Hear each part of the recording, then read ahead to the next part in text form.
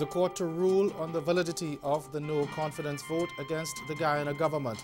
Our top story in Caribbean Newsline for Thursday, January 3. From the CMC News Center in Bridgetown, I'm Ricardo Roberts. Good evening. Thanks for joining us. The Speaker of the National Assembly, Dr. Barton Scotland, on Thursday ruled that the controversy over the validity of last month's no-confidence vote against government should be settled by the court. Members of the main opposition People's Progressive Party, the PPP, boycotted the sitting at which Scotland decided not to consider the resolution of the no-confidence motion, instead saying that the Assembly would be guided by the court's ruling.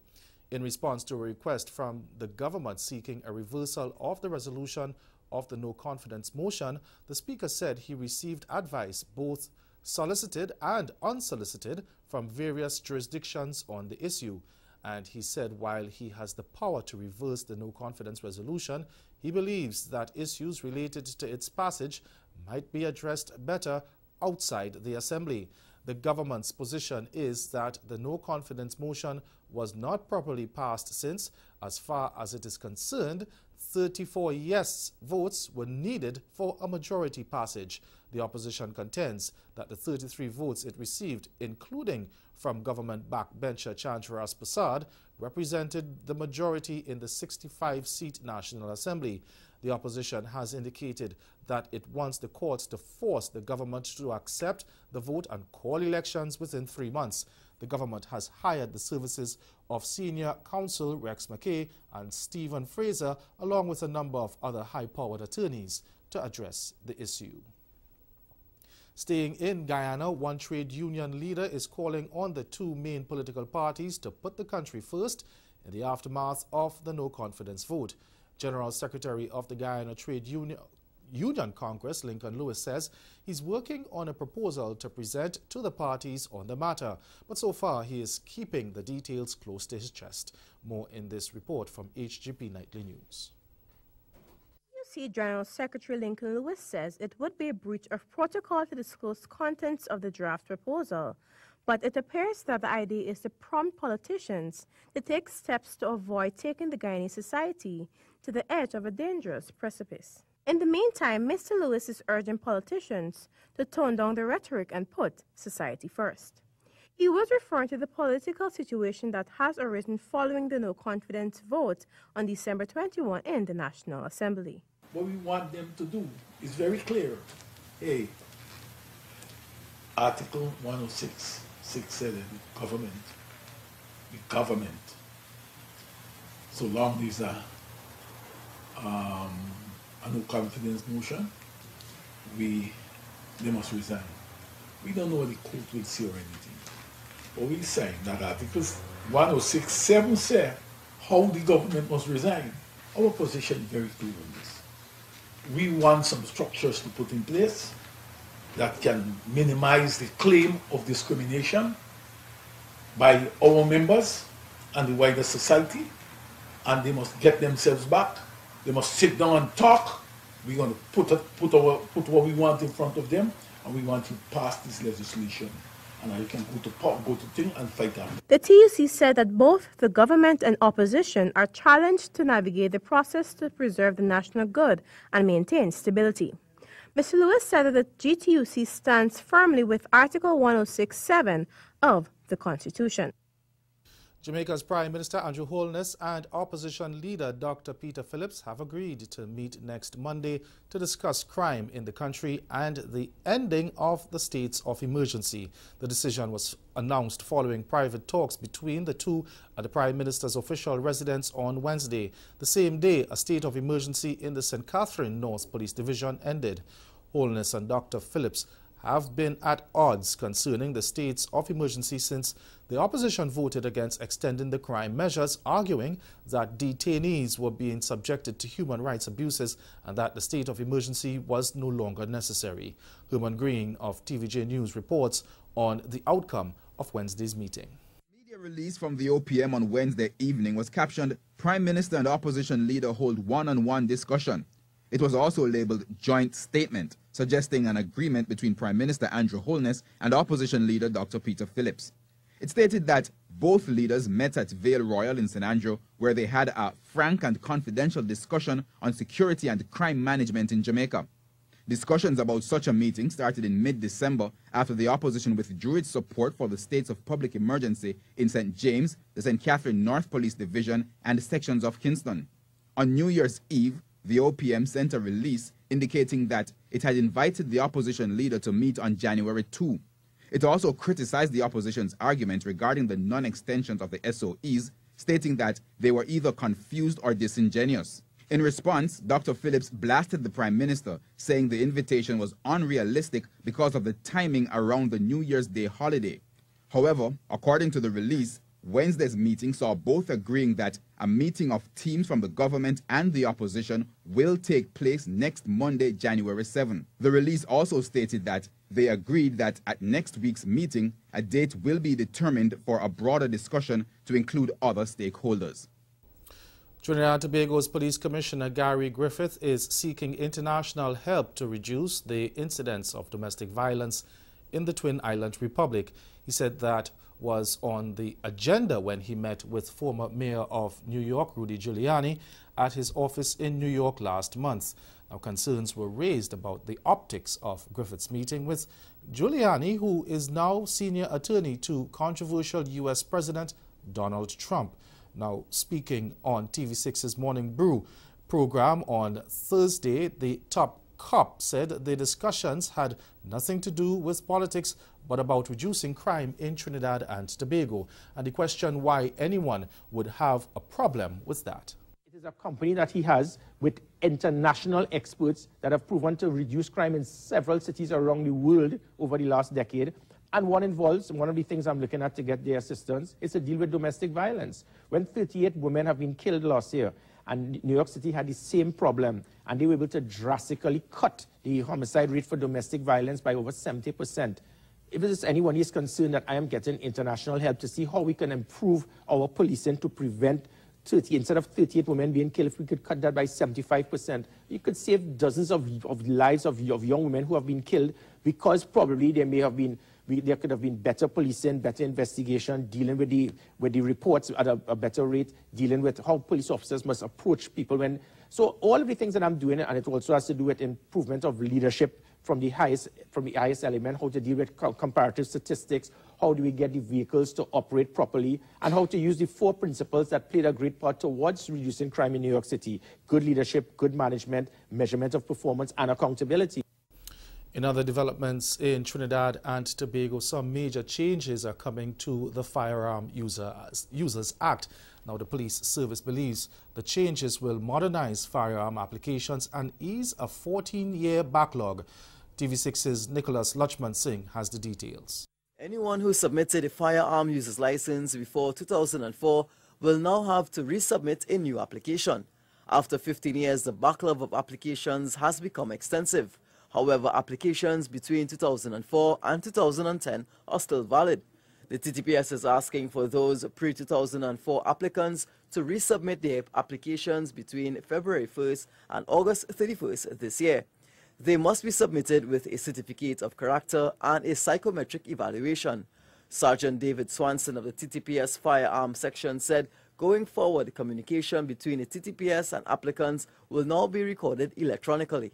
The firearm section will become fully computerized, and access to information will be limited to staff processing the necessary clearance so as to enable a greater level of confidentiality. A major change to the Firearm Act gives only firearm dealers the ability to import and sell air rifles. All current import permits held by non-firearm dealers are now null and void, and anyone caught with air rifles without the right permission will lose them. The sale or transfer of air rifles must be brought to the attention of the Commissioner of Police.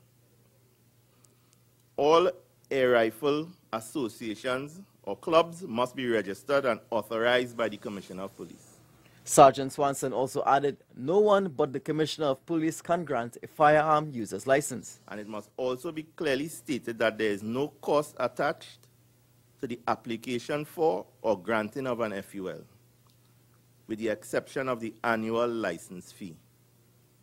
Applicants are asked to report any requests for payment to secure the grant of a firearm user's license to the Office of the Commissioner of Police, the Second Division Officer in charge of the Firearm Section, or the Professional Standards Bureau. Meanwhile, firearm users will now be allowed 40 rounds of ammunition a year, up from 25. You're watching Caribbean Newsline. Still to come, the Antigua and Barbuda government losing out on millions of dollars in revenue. We have more news after this.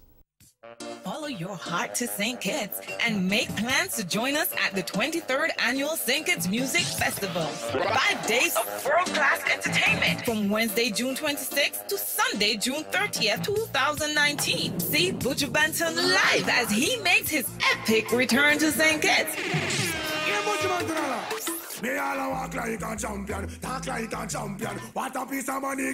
Also, French Montana and Davido. Popcorn and the legendary Smokey Robinson. This is just the first wave of announcements. Many more acts to come. For more information, log on to stkitsmusicfestival.net. The St. Kitts Music Festival, an experience like no other.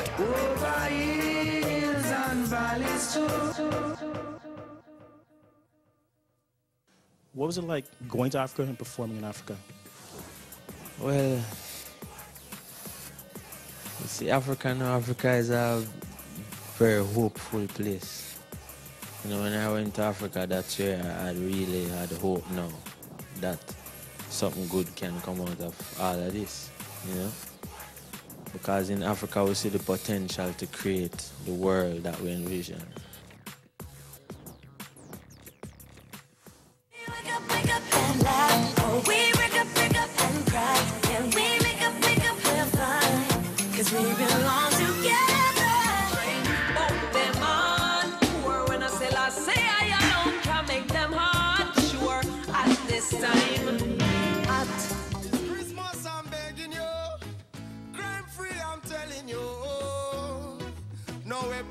This is a better plan. Well, every man to a girl. Couple of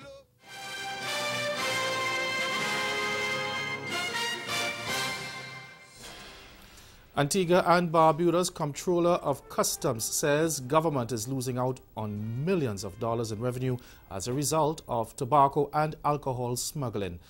Raju Bodu says his department just doesn't have the capacity to stop the illegal trade. We don't have any capacity really we don't have marine enforcement, we don't have boats to patrol the boats. We don't have any clue what is going on. Let me be very frank, because if we are not doing anything, let me be humble enough to accept we are not doing enough, because there is no way we can do. Bodu says while the Customs Department is just about powerless when it comes to preventing the items from entering the country illegally, it will be taking steps to try to prevent the contraband that reaches Antigua and Barbuda from being sold. He says later this year, legally imported alcohol and tobacco will be required to bear a duty-paid stamp. So those are the duty-paid stamps already. Yeah, this is not new tax. So that we can pinpoint when our officers go and check the business places, whatever that doesn't bear a stamp is confiscated. Staying in St. John's, producers of events will now have to pay an entertainment tax for events making up to 100,000 EC dollars. The tax payable will be $1,500. A 2% tax is payable on all-inclusive events that make more than $100,000, and a 4% tax will be applied to all events grossing $100,000 that are not all-inclusive.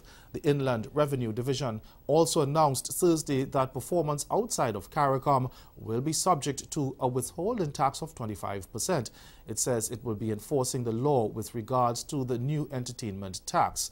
Last year, government granted a request from the major events promoters for more time and consultation before the tax went into effect. Bahamian authorities are set to deport the latest group of Haitian migrants who entered the country illegally. 24 migrants who arrived on Tuesday were promptly captured and taken before the courts in Nassau. We get more in this report from ZNS Network News. The group, consisting of 9 women and 15 men, filed out of court Wednesday afternoon and were boarded onto a bus. The magistrate turned the group over to the Department of Immigration, and they will be housed at the detention center until they are deported. The Haitian nationals were apprehended in the South Beach Pools area by Defense Force officers after a 35 to 40-foot wooden sloop made it just offshore around 1 a.m. Tuesday. Some of the group also escaped into the surrounding bushes that Chief Immigration Officer Harold Thurston says led Defense Force officers on a search that lasted all day, following intelligence that 70 to 90 migrants left Port-au-Paix, Haiti, days ago. This is what we heard. We have no concrete evidence that that much came, but this is what our intelligence told us. So we were out looking all day yesterday. Our search ended sometime after 9 last night. Thurston says these searches can be arduous on his officers and other law enforcement agencies that assist. We have to spend long hours in the bush, on the roads, looking for these persons. Sometimes it's better if we catch them coming off a boat. The earlier we get news that they're here, the easier it is to catch them. But now when they get into the community, sometimes there are persons picking them up. Sometimes they hide in the bush. So my team have to go in along with the other law enforcement agencies to actually look for these persons. Thurston says with the group now charged, they will be repatriated within days. And ahead in Newsline Sport, more criticism for the choice of West Indies' new head coach. Stay with us. Sport is next.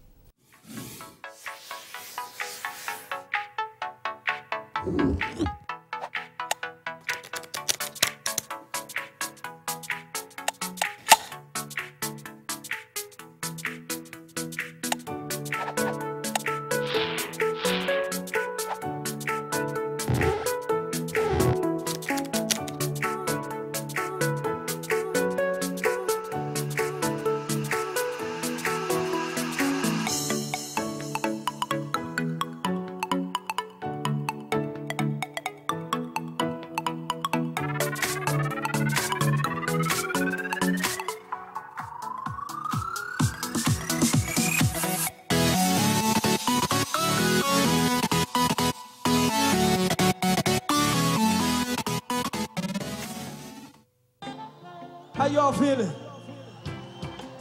How y'all feeling? Hey, listen. This is not St. Kitts.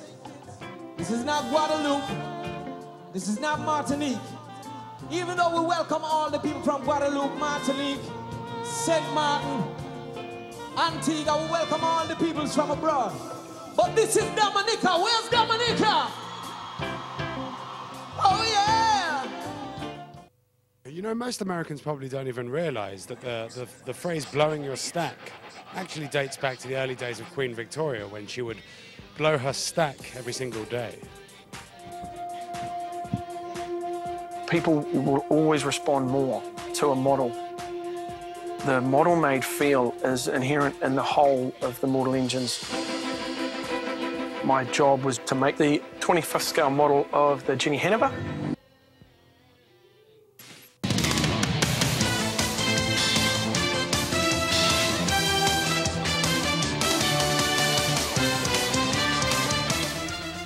A former West Indies cricketer has slammed the decision by Cricket West Indies to appoint Richard Pybus as head coach of the regional cricket team.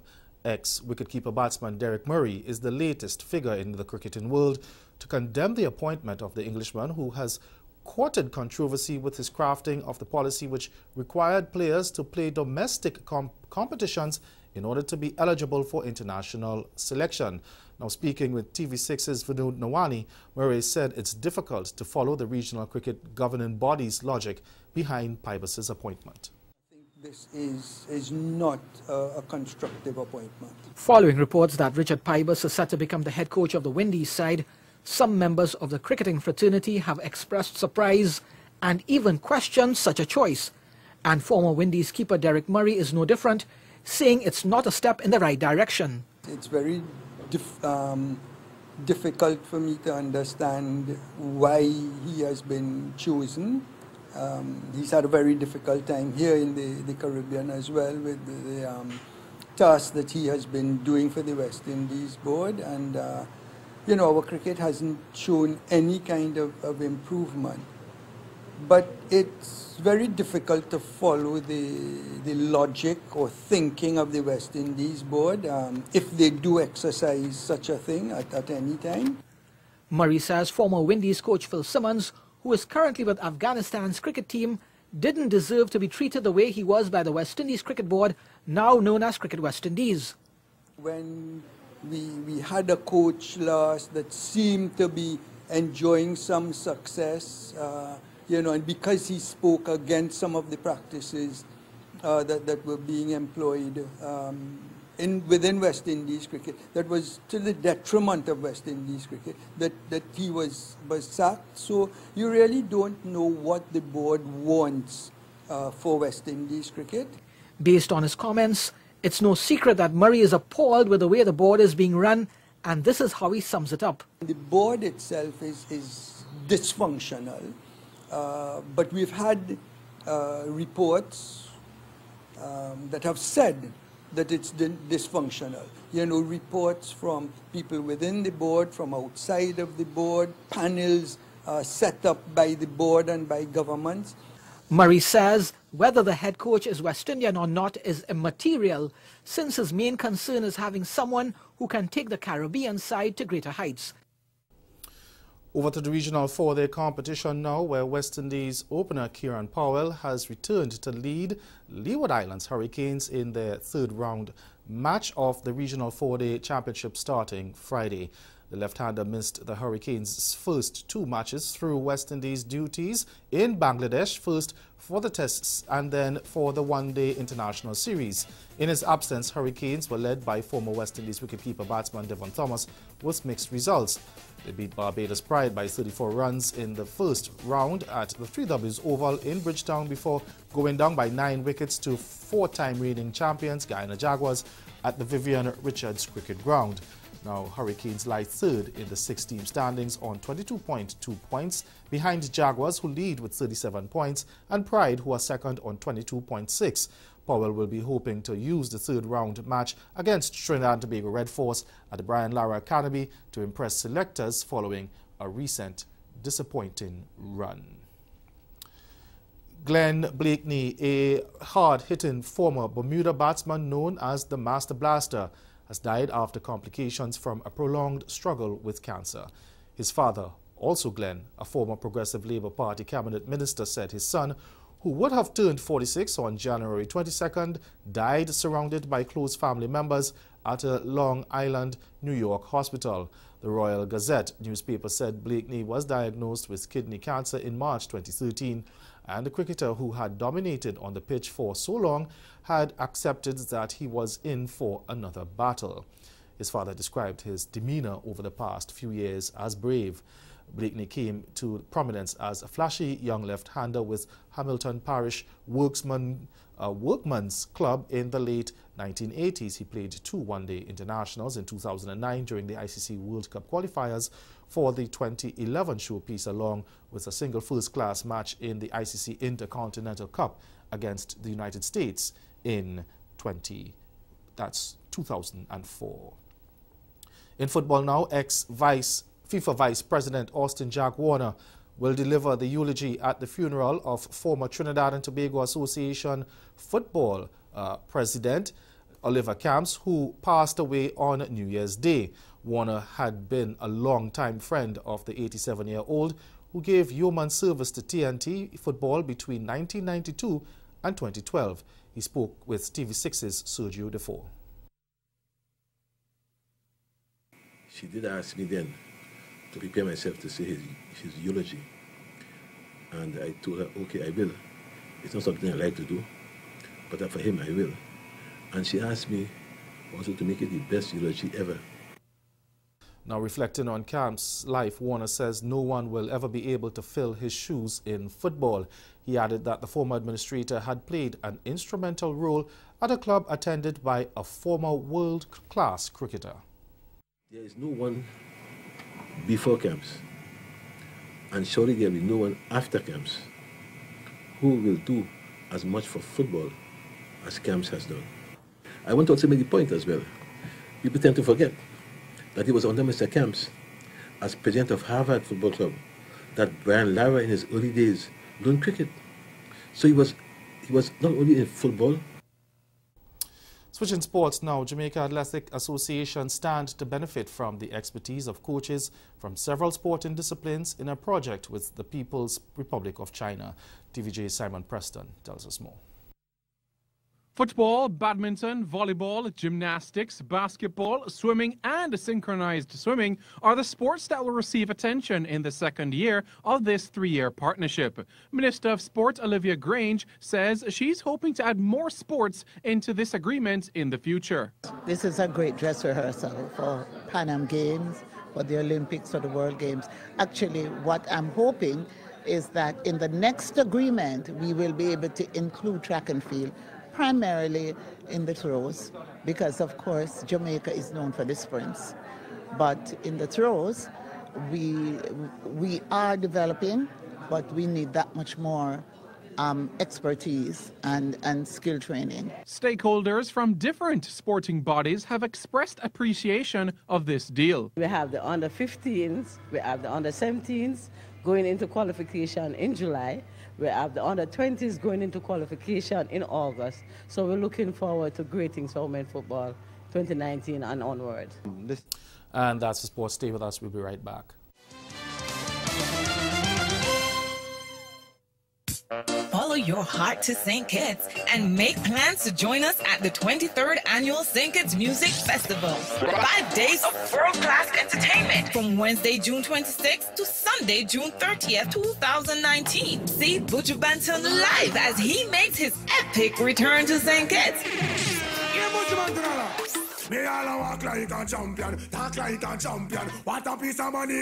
Also, French Montana and Davido. Popcorn and the legendary Smokey Robinson. This is just the first wave of announcements. Many more acts to come. For more information, log on to stkitsmusicfestival.net. The St. Kitts Music Festival, an experience like no other.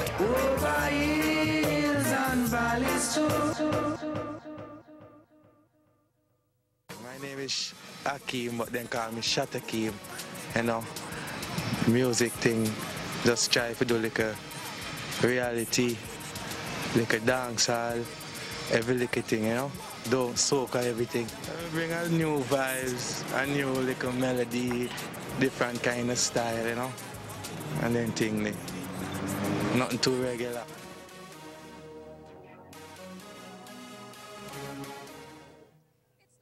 So the instruments you play the bass, what else? First instrument I played was acoustic guitar. Ah. That's the first instrument I ever learned to play. Then I wanted to expand. My fingers were hurting, forming the chords. Okay, okay. So the bass has more width and more expansion. Right, right. And then I started practicing the bass from about 10, when I was about 10. So I played the bass at church. I went to school, I started to play the trumpet. Ah, I used to play the trombone, the tuba. Again, the major developments of this day, the Speaker of the National Assembly in Guyana rules that the controversy over the validity of the recent no-confidence vote against government should be settled by the court. That's Caribbean Newsline. For news and sports around the clock, log on to CarlinNews.com. We'll be back here again tomorrow, but from all of us at CMC News, thank you for watching. Have yourselves a good night.